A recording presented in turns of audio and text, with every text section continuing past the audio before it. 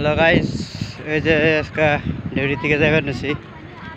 Duty অন্য কোম্পানিতে ধরছি আর কি। মানে 12 ঘন্টা ডিউটি ধরছি।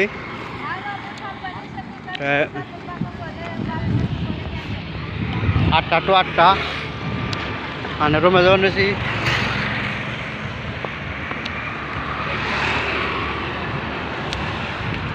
ওখানে দেখেন কত মানুষ যাওয়া আসা করতেছে, সবের ছুটি হয়েছে 4টার থেকে, মানে 3টা থেকে ছুটি হয় আর কি।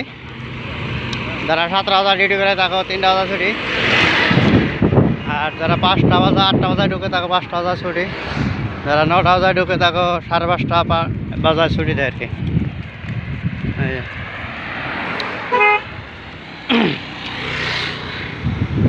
ওই যে দুনিয়ার গেদি ফুলাহান।